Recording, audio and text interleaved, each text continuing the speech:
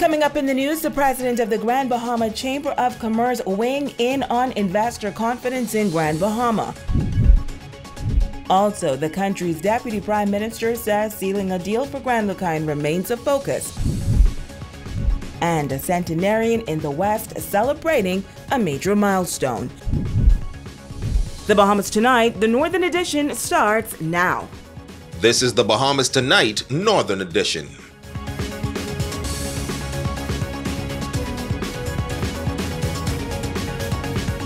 Good evening, Bahamas. I'm Shoshana Wolf-Arkus, and as always, it is so great to have you with us. Off the top tonight, the president of the Grand Bahama Chamber of Commerce, Greg LaRota, adding his voice to the debate on the state of investor confidence in Grand Bahama. He says he too questions the level of investor confidence, particularly foreign direct investment. He believes much more must be done to make Grand Bahama an attractive place for investment. LaRota giving his input on the Prime Minister's remarks, and he says the matter needs to be addressed and corrected to improve the economy, and he believes the port plays a major role. I listened to the president of the Port Authority in his response to what the Prime Minister said, and he seemed to be on a different page from the Prime Minister, and he is touting some of the recent investments in Grand Bahama. Of course, no one's denying that, but I believe what most of us are looking for is that major investment, the likes of which the island have not seen in many, many years, to come here and have a significant impact to the employment and to the economy. LaRota says both the government and officials from GBPA should meet to address the issue, and adds that if that does not happen, Grand Bahama will remain in the state that it's in. Like in this particular instance, we have the Prime Minister saying one thing, and we have the President of the Port Authority saying the opposite. So one feels like we're almost in a crisis type situation when it comes to attracting investment, and the other feels like, no, we have a lot of investment going on. So what that would result in is one side, the government, feeling like there's a problem that needs to be fixed, and the other side, the Port Authority, feeling that no, everything is good.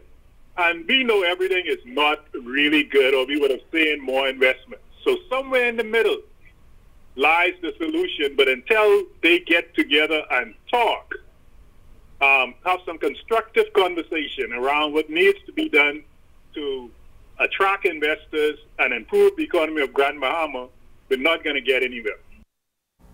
Well, tonight, a local businessman and advocate for the small business sector is also calling on the Port Authority to do more to attract investors to Grand Bahama and to help jumpstart the economy. Ramiko Knowles reports. When it comes to the Prime Minister's statement concerning low investor confidence in Grand Bahama, local businessman Darren Cooper says no debate or rebuttal is needed. He says Grand Bahama has been in a state of despair for many years, and many businesses have had to close their doors. And that is why, he says, the remark is not a shock. The Prime Minister of the Commonwealth of the Bahamas said what the Grand Bahamian community has been saying for years, that the investor confidence is on its all-time low.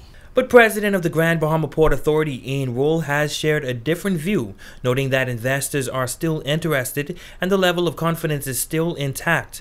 Well, to that, Cooper says the Port Authority must come to grips with reality. The port is not doing what it's supposed to be doing. It's not living up to its responsibilities. It's not living up to its management. And so that's why the defense mechanism is now in place. You know, let's defend what we have been doing. And the reality is you've not been doing anything. The local businessman lamenting the amount of once thriving businesses in the Freeport area that are now closed. He blames this situation on the sluggish economy and the lack of investors. I've counted just from 8 Mile Rock Corner to Coast-Right, 196 businesses that is closed on the Queens Highway area. And that's not the downtown, that's not the International Bazaar, that's not the Port LUCAYAN Marketplace, that's not the many abandoned shop plazas that has vacancies, that have had businesses. Cooper adds that for too long, Grand Bahamians have heard about discussions underway from interested investors that have yet to materialize. The investments that we would have expected or we would have thought we would have had has been something that we've been talking about now for 7-8 years. This is on the table, that's on the table, interested. What is it to say that we have this on the table and this is being done? We've heard from under the Minister's administration the announcement of the cruise port, the Carnival Cruise Port. And so we could see it. We could see that the statement that the Prime Minister has made for Grand Bahama, it's true. He says it may be time for a change of leadership in the Grand Bahama Port Authority. Confidence that has been placed in that executive and the executive team of the Grand Bahama Port Authority is very low. Rumiko Knowles, ZNS Network News. Now, yesterday, when our ZNS News team spoke with President of the Grand Bahama Port Authority, Ian Roll, regarding claims of low investor confidence on Grand Bahama, Roll says he disagreed and is adamant that investor confidence remains intact. The port president also noting that there are a number of investment projects in the pipeline for Grand Bahama, including the $100 million cruise port project in East Grand Bahama, Doctors Hospital, 2 solar companies, Royal Caribbean and D.P.M Group, Margaritaville with Bahamas Paradise Cruise Line, the Weller Group, and he says Bahamian groups are also looking to invest in Grand Bahama Island as well. And as the Davis administration works to revive Grand Bahama's economy, they are giving focused attention to finding a suitable buyer for the Grand LUCAYAN resort. According to Deputy Prime Minister and Minister of Tourism, Investments and Aviation, the Honorable Chester Cooper, sealing a deal for the sale of the beachfront property is one of the most urgent areas of interest for investment and growth on this island. To expedite now the sale of the resort with the best possible terms, the Board of LUCAYAN Renewal Holdings Limited, the special purpose vehicle created to facilitate the sale of the resort, has engaged the services of Colliers International, a world-renowned real estate company with a vast professional network that is accustomed to handling large-scale, high-end touristic transactions. Madam Speaker, much of the Bahamian people's hard-earned tax dollars have been invested in this resort, and we will not tarry in causing there to be as swift as possible a transaction on the best terms possible to move this investment along. Well, he says 7 serious inquiries about the property have been submitted, and the government is cautiously optimistic that this process will help to advance the matter as swiftly as possible. The D.P.M is encouraging Bahamian investors to participate in the process. Companies interested in purchasing the resort will at a minimum be required to provide proof of funding and a vision and a plan to restore and revolutionize, help us open again the economy of Grand Bahama with a shared vision for the growth and development of this island.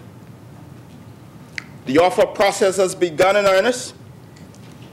It will close at 5 p.m. on Wednesday, March the 2nd, 2022. Offers will be subject to rigorous due diligence to be vetted by Colliers and the Board of LUCAYAN Renewal Holdings Limited. And we are seeking partners that plan to invest heavily in the property and in the island of Grand Bahama. In other news, there is a new executive team heading the Grand Bahama Christian Council. Tonight, we will hear from the council's president, who is outlining his agenda for the next 2 years in office. Jamila Mizik reports. A new leader is at the helm of the Grand Bahama Christian Council. Superintendent of Methodist Churches on Grand Bahama, Reverend Kenneth Lewis, is now the president of the council. Lewis says although the board has not yet met as an executive, an official meeting is slated for February 12th. However, he says he has already begun the process of formulating what he believes the council should pursue. The Christian Council president says there's a need not only for wider participation from churches, but ecumenical ecumenical relationships. In the short term, what we're looking for is to increase membership. All churches in the Grand Bahama, on Grand Bahama are quote-unquote members of the council, but many of them do not know that. And so our aim and our objective is to make that known and to create an atmosphere where more churches participate in the council. Also, we want to create an ecumenical atmosphere where those members of the body of Christ who feel that they are sidelined or otherwise may find an open door where they too can participate in the objectives of the Christian Council. He says the long-term goal is to partner with the government and the Grand Bahama Port Authority to establish a permanent administrative office for the Grand Bahama Christian Council. And also to create a multi-purpose center where you'll have a permanent disaster and hurricane, what do you call it, disaster center, where people can go where there's an imminent threat of a hurricane or disaster, where you will have a commercial kitchen, you will have a center for the children to play, you will have bathrooms and rooms for married couples with small babies.